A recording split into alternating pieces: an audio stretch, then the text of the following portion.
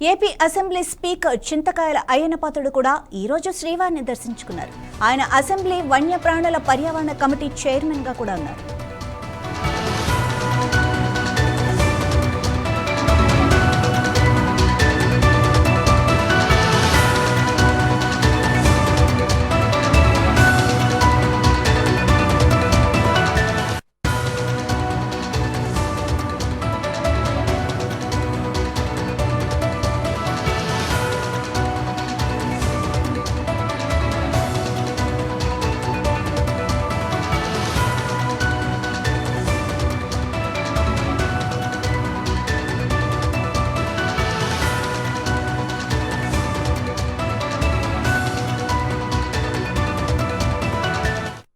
ముందుగా ఒక చిన్న విషయం చెప్తాను మీకు.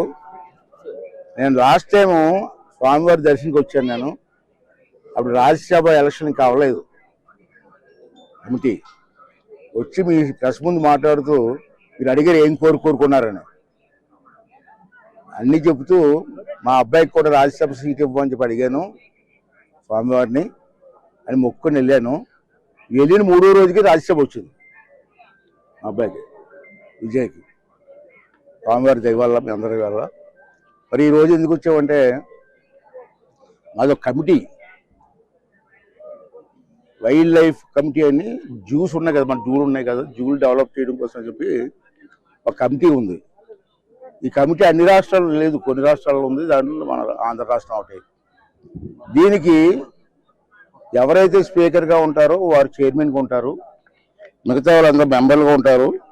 వారిలో శ్రీనివాసులు గారు, పులపర్తి నాని గారు, నరేంద్ర వర్మ రాజు గారు, గుండు శంకర్రావు గారు, పాలవలస శ్రీకాంత్ గారు చెప్పి అందరూ కమిటీ మెంబర్లు. దానికి నేను చైర్మన్గా ఉన్నా. 2 days బ్యాక్ నేను కమిటీ టూర్ వేసాం, విశాఖపట్నం జూని సందర్శించాం.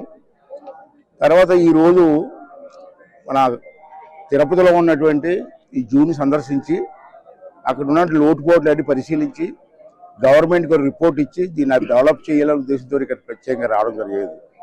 దానికి చైర్మన్ ఉన్నాను కాబట్టి. మరి ఇక్కడ చూస్తే రాత్రి మేము కూర్చొని ఆఫీసులు ఎంత కూర్చొని పరిశీలిస్తే ఇక్కడ రోజుకి 3,000 మంది వస్తున్నారండి.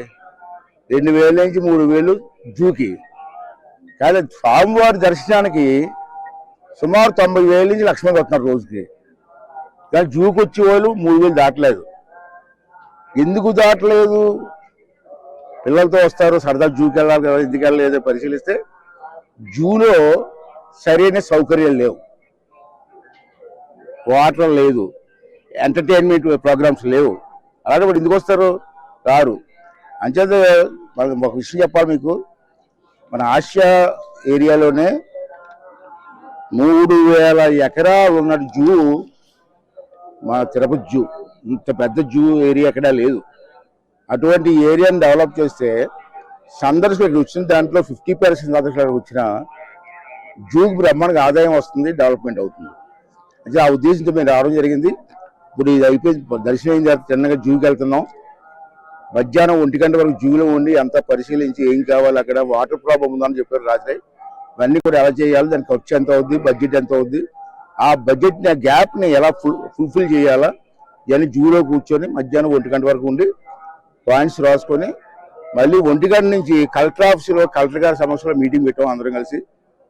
దీనికి ఫండ్స్ ఎక్కడి నుంచి రావాలా, గవర్నమెంట్ బడ్జెట్ ఎంత ఇవ్వాలా, మరి మన ఫ్యాక్టరీలు సిఎస్ఆర్ గ్రాంట్ ఉంది, ఇక్కడ అన్ని ఫ్యాక్టరీలు ఉన్నాయి, సిఎస్ఆర్ గ్రాంట్ని ఎంత ట్యాప్ చేయాలా, అలాగే గవర్నమెంట్ బడ్జెట్ ఇవన్నీ ఉన్నాయి. టీటీడీ ఉంది, తిరుపతి దేవస్థానం ఉంది. స్వామివారి ఆశీర్వాదంతో అది కూడా డెవలప్ చేయొచ్చు. ఎంతోమంది భక్తులు వస్తున్నారు, వాళ్ళ ఆదాయం ఉంది, 10% డెవలప్ చేస్తున్నారు. ఆ జూను కూడా తిరుపతి దేవస్థానం వాళ్ళు డెవలప్ చేయడం కోసం, రిక్వెస్ట్ చేయడం కోసం కూడా ఈ మీటింగ్ ఉపయోగిస్తుంది. అంటే నా ఉద్దేశం ఏంటంటే ఒక మంచి సెంటర్ ఇది. టూరిస్టులు 1,000 మంది వస్తున్నారు. వాళ్ళకి వచ్చిన తర్వాత దర్శనం చేసిన తర్వాత ఎక్కడికి వెళ్ళాలో తెలియదు, వాళ్ళు ట్రైన్ కోసం వెయిట్ చేస్తుంటారు. ఈ గ్యాప్లో జూకి వెళ్ళి పిల్లలతో కుటుంబంతో వెళ్ళి ఆ జూలో ఎంజాయ్ చేయడానికి ఒక మంచి ఎంటర్టైన్మెంట్స్ ఏర్పాటు చేస్తే బాగుంటుంది చెప్పి నా ఉద్దేశం. దానికోసం అందరూ వచ్చాం. తప్పనిసరిగా సాధ్యం వరకు ఈ జూని డెవలప్ చేయడం కోసం మా కమిటీ ప్రయత్నం చేస్తామని చెప్పి దానికి మీ తాలూకు సూచనలు కూడా మేము ఆలోచించి మేము చేస్తాం. మీ లోకల్ పర్సన్స్ కాబట్టి మీ సూచనలు కూడా మీ ప్రెస్ ద్వారా ఇస్తే దాన్ని కూడా పరిగణలోకి తీసుకుంటామని చెప్పి సందర్భం చేస్తాం.